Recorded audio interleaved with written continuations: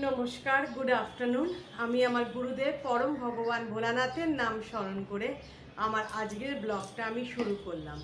তোমরা প্রত্যেকে নিশ্চয়ই খুব ভালো আছো এবং আমিও বেশ ভালো আছি। তোমাদের কাছে তোমরা যারা আমার পুরনো ভিউয়ার্স তারা প্লিজ ফিরে এসো, কারণ আমার আগের চ্যানেলটি ডিলিট হয়ে গেছে এবং আমি ওই একই নামে আবার তোমাদের কাছে নতুন করে এসেছি, প্রথম থেকে শুরু করেছি। তো তোমরা প্লিজ ফিরে এসো, আমাকে আবার সাবস্ক্রাইব করে আমার হাতটা শক্ত করে ধরো এবং যারা এখনও আমাকে সাবস্ক্রাইব করে উঠতে পারোনি, যারা নতুন ভিউয়ার্স, যদি আমার কথা, আমার এই সাদা মাটা সাধারণ গৃহবধূর কথা যদি তোমাদের একটুও মন ছুঁয়ে যায়, তাহলে প্লিজ সাবস্ক্রাইব করো, লাইক কমেন্ট করে আমার পাশে থেকো। কেমন? ঠিক আছে, আজকে আমি যেটা বলতে বসেছি সেটাই তোমাদের কাছে বলছি। দেখো, আমার তো মনে একটা দুঃখ আছে। আমার চ্যানেলটা তো আস্তে আস্তে গ্রো করছিল। 870 জন তোমরা চলে এসেছিলে 3 মাসের মধ্যে। মনটা একটু ভারাক্রান্ত থাকে যখন মনে করি।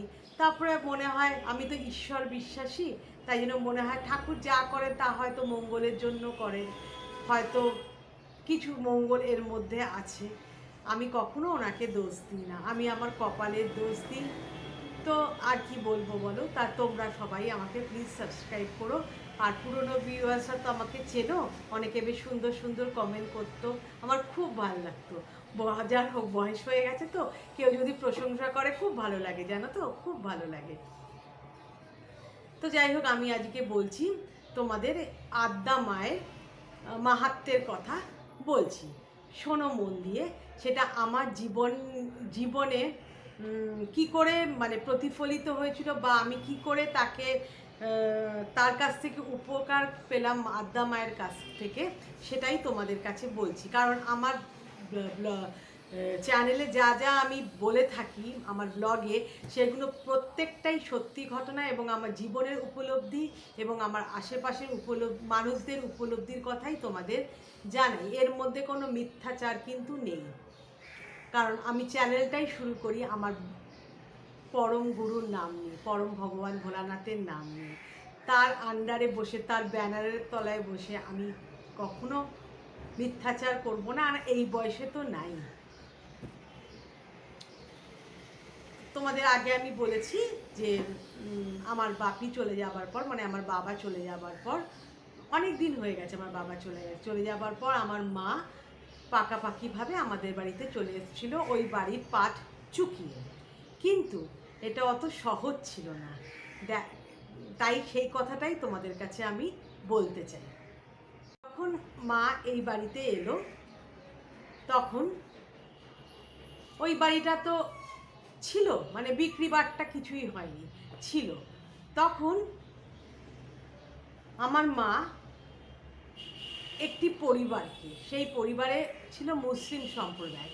কারণ আমার বাবা, যার মানে আমার বাপির যে গুরু ছিল, উনি কিন্তু মুসলিম ছিলেন। উনি ছিলেন ওয়ারিশ বাবা। লখনৌতে দেবা শরীফ বলে একটা জায়গা আছে, সেইখানে ওনার আশ্রম, মসজিদ, মানে মাজার যাকে বলে মানে ওরা মুসলিম সম্প্রদায়, সেই ছিল। তো বাপি সেখানে দীক্ষিত ছিল, মানে সেই ওয়ারিশ বাবার কাছেই ওয়ারিশ বাবা তো বেঁচে ছিলেন না, ওনার কোনো শিষ্যের কাছে বাপি মন্ত্র নিয়েছিল, যে কারণে বাপি ওয়ার্সি ছিল। সেই গল্পটা তোমাদের পরে একদিন জানাবো, আজকেরটা আমি আজকে বলি আদ্যা মায়ের কথা, যেটা বলতে বসেছি। তো এই যে পরিবারটি, সেই পরিবারটির আক্তার চাচা, তার ছেলে ফিরোজ, তাকে, এই ফিরোজকে আমার বাপি খুব ভালোবাসতো, তাকে প্রিন্স বলতো। এবং তার খুব ছোট বয়সে বিয়ে হয়ে যায়, এই 22-23 বছর বয়সে বিয়ে হয়ে যায়। তার বউ খুব সুন্দরী, আমাদের মধ্যে আসা যাওয়া, ওরা ওদের ওই যে রমজানের মান্থ যেটা হয় না, ফাস্টিংয়ের যে মান্থটা, সেই সময় ওরা ইফতার পাঠাতো আমাদেরও কিছু হলে আমরা পাঠাতাম। হৃদ্যতাটা ভালো ছিল, কারণ আমার বাপি কিন্তু কখনো মানে জাতের ভেদাভেদ করতেন না। কারণ উনি মানে আমার বাপি মনে করতো সব সম্প্রদায়ের মধ্যে বা সব ধর্মের মধ্যেই কিছু মানুষ ভালো আছে, কিছু মানুষ খারাপ আছে। তো এরা আমাদের অপকার কোনোদিন করেনি। তো মা কি করলো, যখন মা পাকাপাকিভাবে এই বাড়িতে চলে এলো, তখন মা মনে করলো যে ও বাড়ির ফার্নিচারগুলো আস্তে আস্তে মা বিক্রি করে দেবে, বা কেউ যদি নিয়ে নিতে চায় নিয়ে নেবে। ওই আমাদের বাড়িতে ইলেকট্রিকের কাজ করতো, তাকে মায়ের ফ্রিজ দিয়ে দিয়েছিল। এই যে আমার পেছনে একটা টিভি দেখতে পাও, এই যে টিভিটা, এই টিভিটা কিন্তু মায়ের বাড়ির টিভি। দেখছো না কিরকম গম্বুজ আগেকার দিনের টিভির মতো, এখনকার ফ্ল্যাট টিভি না কিন্তু। তো ওই ফ্রিজ, তারপরে যা যা ছিল কিছু কিছু জিনিস, গিজার ফিজার, মা আস্তে আস্তে ওইগুলো ওই আমাদের বাড়িতে যে ইলেকট্রিকের কাজ করতো তাকে দিয়ে দিল। এবং কিছু কিছু জিনিস খাট পালঙ্ক মা বিক্রি করে দিয়ে, মানে দেবে ভাবলো, মানে এখনো দেয়নি, দেবে ভাবলো। তো কে বাড়ি ঘর দেখাশুনো করবে, তখন চাবিটা ওই ফিরোজের হাতে দিয়ে এলো। ভালো কথা, মা ফিরে এলো। মা প্রতি শনিবার ওই বাড়িতে যেত, গিয়ে ঝাড়পোছ করতো, পরিষ্কার পরিচ্ছন্ন করতো, করে আবার ফিরে আসতো কিছুক্ষণ পর, 2-2.5 ঘন্টার পর। কখনো কখনো আমার স্বামী যেত, কখনো কখনো মা একাই একটা বাস ধরে চলে যেত। এই তো বেশি তো দূর না, 3-4টে স্টপেজ। তা এরমভাবেই চলছিল। এবার পাড়া প্রতিবেশীরা বলতে শুরু করলো যে একটি ছেলে, ফিরোজেরই বন্ধু গোলাম তার নাম, সে একদিন বাড়ি চিনে বা মায়ের মুখে বোধহয় শুনেছিল, ওই ডেসক্রিপশান শুনে শুনে মা আমাদের এই বাড়িতে, মানে আমার শ্বশুর বাড়িতে এসে হাজির। এসে বললো, চাচি আপনি কি বাড়ি বিক্রির কথা ভাবছেন? তখন মা বললো, না বিক্রি তো করবো, কিন্তু এক্ষুনি আমি ভাবিনি। কেন বলো তো, তোমার কি কেউ নেবে বলেছে? বলে না না, আমার কিছু না, ফিরোজ কিন্তু অনেক পার্টি নিয়ে এসে আপনার বাড়িটাকে দেখাচ্ছে এবং তাদের কাছ থেকে টাকা নিচ্ছে। তখন মা বললো, তাই নাকি? আমি তো ওকে কিছু বলে আসিনি। তখন বললো যে আপনি খোঁজ নিন গিয়ে, আপনি যদি আমার কথা না বিশ্বাস করেন, আপনি আপনার উল্টো দিকের বাড়িতে যারা থাকে তাদের গিয়ে জিজ্ঞাসা করুন। তো মা সেই মতো তাদেরকে জিজ্ঞাসা করলো, তাদের ফোন নাম্বার মায়ের কাছে ছিল, জিজ্ঞাসা করলো, বলে হ্যাঁ আমরা প্রায় দেখি কেউ না কেউ আসছে এবং বাড়িটাকে দেখছে, এবং যাবার সময় ওর হাতে 200-500 যা হোক টাকা দিয়ে যাচ্ছে, কিন্তু আপনাকে না জানিয়ে এটা কি করে করছে? মা তখন ভয় পেয়ে গেল, কারণ মা ভাবলো আমার অজ্ঞানে যদি বাড়িটা সেল করে দেয় এবং যদি আমাকে ওই পাড়ায় আর ঢুকতে না দেয়, তাহলে আমি কি করব? আমার স্বামীও সেটা বললো, হ্যাঁ সত্যি কথা, তাহলে আমাদের উচিত বাড়িটা বিক্রি করার একটা ব্যবস্থা করা। সেই মতো আমরাও লোক দেখতে আরম্ভ করলাম আস্তে আস্তে।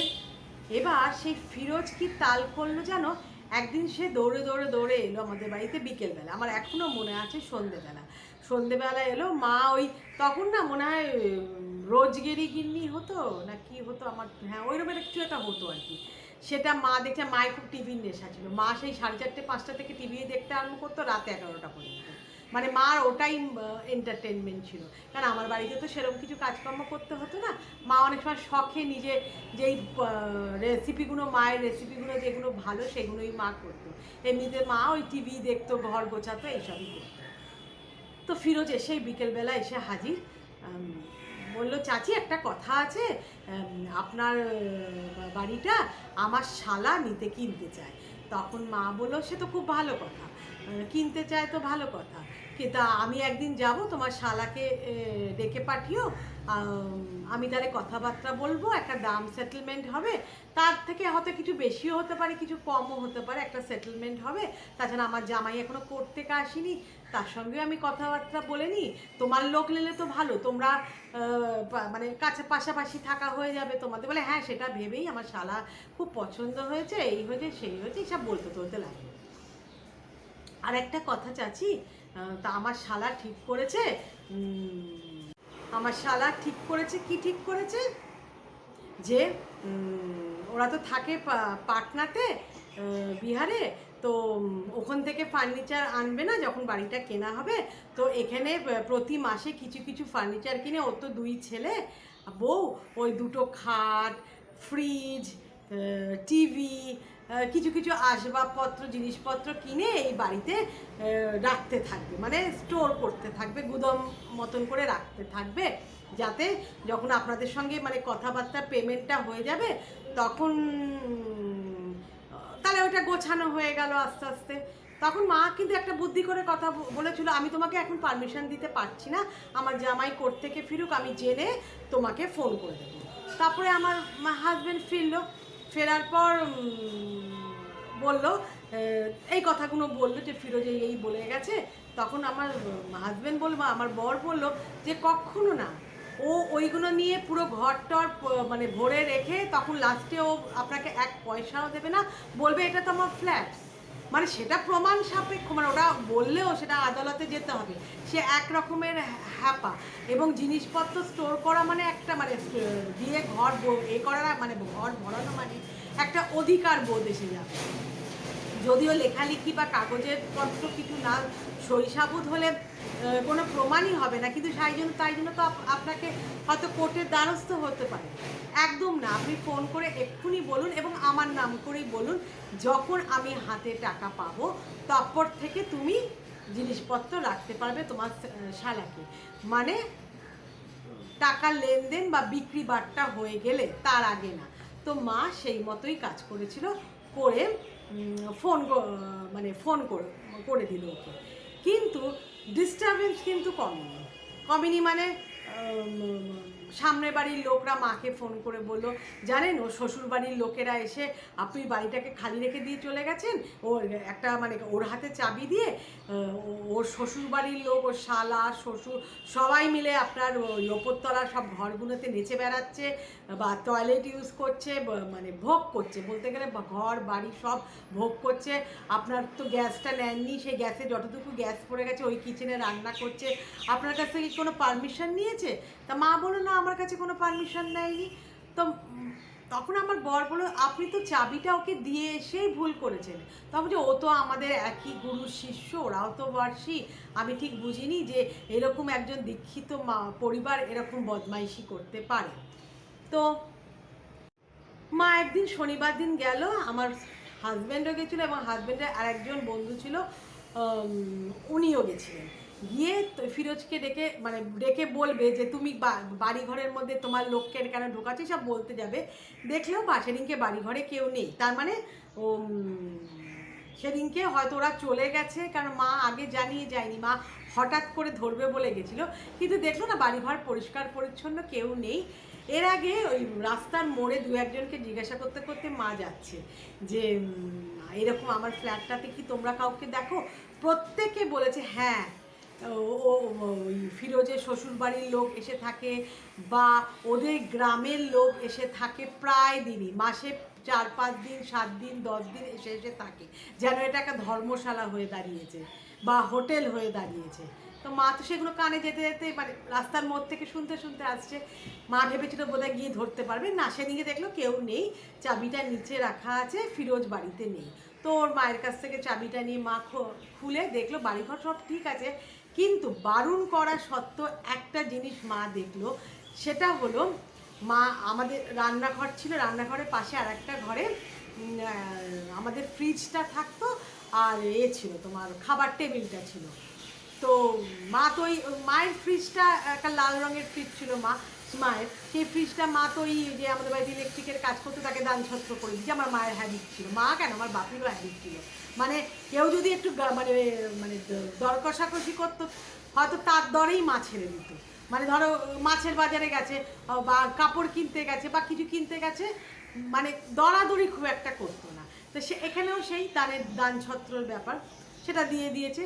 কিন্তু সেই জায়গায় একটা ডাবল ডোর ডিপ ব্লু রঙের, কারণ আমি তো যাইনি, মা আমাকে বলেছিল ডিপ ব্লু রঙের একটা ডাবল ডোর রেফ্রিজারেটর ঠিক ওই জায়গাটাই দাঁড়িয়ে আছে, জানো দাঁড়িয়ে আছে।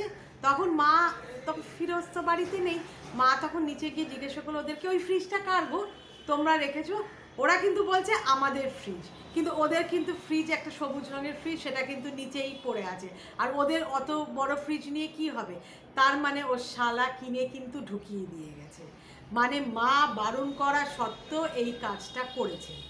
মা তো খুব নার্ভাস হয়ে পড়লো, এবং আমরা তো 4-5 জনকে বলেছি, অনেকে বাড়ি দেখছে, দাম জলের দাম দিচ্ছে, জলের দাম দিলে তো হবে না, এইসব করছে টচ্ছে। তা আমাদের মনটা খুব খারাপ যে কি হবে, বাড়িটা কি সত্যি দখল হয়ে যাবে, বা আমরা কি সঠিকভাবে ওটা বিক্রি করতে পাবো না, কারণ মায়েরও তো একটা ভবিষ্যৎ তার উপর নির্ভর করছে। তো যেদিনকের কথা বলি, আমার ছোট মেয়েকে কিন্তু আমি দিয়ে আসা নিয়ে আসা করতাম, কারণ ওকে আমি স্কুল বাসে দিয়ে দিই, কারণ ও ছোটোবেলা থেকে একটু অসুস্থ ছিল, সেটা আমি পরে বলবো, প্রিম্যাচিওর চাইল্ড ছিল, যে কারণে আমি ওকে স্কুলে দিয়ে আসা নিয়ে আসা করতাম। এবং অধিকাংশ সময় ফেরার সময় যেহেতু বাসে ভিড় হয়ে যেত, আমরা কজন শেয়ারে একটা ট্যাক্সি বুক করে আসতাম যাতে ও একটু আরাম পায়। তো আমরা এসে খেয়ে দিয়ে ঘুমিয়ে পড়েছি। দুপুরবেলা আমরা একটা ঘরেই শুতাম সবাই মিলে। আমাদের বড় খাটটাতে মা তার দুই নাতনিকে নিয়ে শুতো, এবং ছোট একটা ভেতরে খাট ছিল, মানে এটা হুইল মানে চাকা দেওয়া ছিল, সেটা ওই খাটের তলায় থাকতো, ওটা টেনে নিয়ে আমি দুপুরে ওরকম শুতাম। তো মায়ের মুখটা কালো, কারণ মা তো ওই টেনশনে আছে এবং মায়ের বুঝতে পারতাম মা খুব দুশ্চিন্তার মতন আছে। কিন্তু এই বয়সে মায়ের তো তখন, ধরো আমার বাপি যখন গেছে মায়ের তখন বয়স 68, তখন যতই হোক 70-এর কাছাকাছি বয়স, তো তখন আমার একটা মানে দুশ্চিন্তা হতো, কি জানি এই চিন্তায় মানুষটার কিছু হয় কি না। আমি ঠাকুরকে রোজ ডাকতাম, করতাম। তো সেদিন মানে আমাদের গুরুদেবকে তখনও আমার দীক্ষা হয়নি, তখন এই গুরু আমরা চিনতামই না। আমার ঠাকুর ঘরে যারা আছে তাদেরকে আমি বলতাম রোজ যে কিছু একটা করো, অনেক পার্টি তো দেখে যাচ্ছে কিন্তু ঠিক মতন ডাউন সেটেল হচ্ছে না। সেদিন দুপুরবেলা আমি ওই বললাম ওই চাকাওয়ালা খাটটা টেনে আমি শুয়েছি, তো ঘুম মানে চলে এসছে। হঠাৎ আমার ঘুমটা ভেঙে গেল, একজন আমার মাথার কাছে দাঁড়িয়ে ক্রমাগত আদ্যা মায়ের যে স্তবটা, আদ্যা স্তোত্রম যাকে বলে, সেইটা বারবার পাঠ করে যাচ্ছে, মানে শেষ হচ্ছে আবার পাঠ করছে, শেষ হচ্ছে আবার পাঠ করছে। এবার আমার ঘুমটা ভেঙে গেলেও আমাকে যেন কেউ একটা আচ্ছন্ন ভাব, আমি চোখটাও খুলতে পারছি না, উঠে বসতেও পারছি না, কে যেন আমাকে অবশ করে রেখে দিয়েছে। মানে হয় না জ্ঞান, মানে যদি ইঞ্জেকশন দিয়ে তোমাকে যদি সেন্সলেস করে কোনো অপারেশন করে, তারপর যখন তোমার জ্ঞানটা আস্তে আস্তে ফেরে, তোমার একটা কেমন হবে না, চোখ ভর্তি ঘুম, তুমি উঠে বসতে পারছো না, ঠিক সেই রকম অবস্থা। আমি কিছুতেই চোখটা খুলতে পারছি না, আচ্ছন্ন ভাব। কিন্তু ওই আদ্যাস্তোত্রমটা বারবার কে যেন পড়ে যাচ্ছে, এবার 4-5 বার তো আমি জানি পড়েছে। এবং লাস্টের বার আমি যখন চোখ খুললাম, মানে অতি কষ্টে চোখটা খুললাম, তখনও উঠে বসার ক্ষমতা আমার কিন্তু নেই, চোখটা শুধু খুললাম, তখন দেখি যিনি আদ্যাস্তোত্রমটা পাঠ করছেন, যেমন কথা বলতে বলতে আমি যদি অনেকটা দূরে চলে যাই, কথার আওয়াজটা আস্তে আস্তে কমতে ক্ষীণ হয়ে যাবে, তো ঠিক সেই রকম যখন আমি উঠে বসলাম শক্তি দিয়ে, আমার শরীরের সর্বস্ব শক্তি দিয়ে, তখন দেখি ওই আদ্যাস্তোত্রমটা বন্ধ হয়ে গেল। তখন আমি উঠে বসে মাকে ঝাঁকিয়ে তুলে বললাম পুরো ঘটনাটা, মা এই ব্যাপার। তখন মা বলল, তাহলে কি আমাদের আদ্যাস্তোত্রম বা আদ্যাস্তব পাঠ করতে বলছে? তখন আমি বললাম, কি জানি এটা কিসের ইঙ্গিত তো আমি জানি না মা। পরের দিন গিয়ে দেখো, এই যে তোমাদের দেখিয়ে দিচ্ছি, যদি কেউ জানতে চাও কোনো বিপদে পড়লে, তাই আমি দেখিয়ে দিচ্ছি। দেখো এই বইটা একটা মানে খুব পাতলা চটি একটা বই, দেখো দেখতে পাচ্ছ এই বইটা, এবং কোথা থেকে কোথা পর্যন্ত ওই স্তবটা পাঠ করেছিল সেটাও তোমাদের দেখিয়ে দিই। দেখো এখানে লেখা আছে আদ্যাস্তোত্রম, দেখতে পাচ্ছ এই পাতাটা, এবং তারপরে দেখো প্রণাম লেখা আছে, সেই প্রণামের পাতাটা লিখে হরিবোল হরিবোল হরিবোল পরের পাতা পর্যন্ত, এইটুকুনি সে পাঠ করেছিল। এবং বিশ্বাস করবে না, আমার স্বামী যখন এই বইটা কিনে নিয়ে এলো, এবং আমরা প্রত্যেকে পরিবারে এইটা প্রত্যেক দিন একবার করে পাঠ করতে লাগলাম, সকালে একবার, সন্ধেবেলা একবার।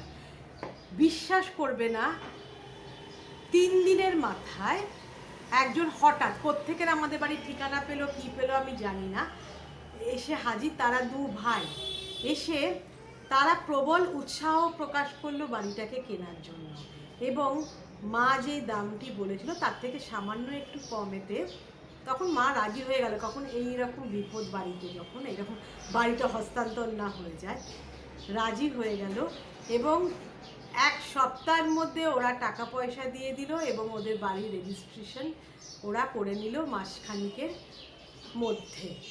মানে আমরা এই আদ্যা মায়ের বইটা পাঠ করে বিপদ থেকে মুক্তি পেলাম। মানে আমার এখনো দৃঢ় বিশ্বাস মানে বিশ্বাস তো বটেই যে উনি আমাদেরকে এই বিপদ দেখে আমাদেরকে উদ্ধার করলো আদ্যা মা। কিন্তু আমার বাপের বাড়িতে ছিল, কিন্তু এই বাড়িতে কিন্তু আমাদের আদ্যা মায়ের ছবি ছিল না, মানে আমরা পুজো করতাম না, মানে ঠাকুরের আসনে ছিল না, যেটা বলার বিষয়। তারপর থেকে আমরা আদ্যা মাকে ওই কালো আদ্যা মা যেমন হয়, আদ্যা মায়ের যেরকম হয় দেখো তো বাজারে পাওয়া যায়, ওই এসে আমরা এখানে রাখলাম এবং প্রত্যেক দিন আমি এখনও এটা পাঠ করে যাই। তাই তোমাদের কাছে আমার নিবেদন, তোমরা যদি এরকম কোনো কঠিন বিপদে পড়ে থাকো তাহলে সকালে একবার, সন্ধেবেলা একবার এই আদ্যা স্তোত্রটা পাঠ করো। আমার দৃঢ় বিশ্বাস তোমরাও বিপদমুক্ত হবে। তাই তোমাদের, আমার ভিউয়ার্সরা, আমার বন্ধুরা যাতে ভালো থাকো, বিপদমুক্ত থাকো, মনের শান্তিতে থাকো, তাই তোমাদের কাছে এটা আমি আজকে আমার জীবনের একটা ঘটনা, মানে অলৌকিক ঘটনা তোমাদের কাছে আমি শেয়ার করলাম। তো তোমাদের কেমন লাগলো আমার এই ব্লগটা তোমরা নিশ্চয়ই কমেন্ট করে জানিও। ভালো লাগলে অন্তত লাভ সাইন দিও, আমার খুব ভালো লাগবে। এবং কমেন্ট করলে তো আমি তার উত্তর দেবই, এবং তোমরাও আমার এই কথা মতন চলো, তোমরাও নিশ্চয়ই উপকার পাবে। ঠিক আছে, বাই বাই, ভালো থেকো সবাই, থ্যাংক ইউ সো মাচ।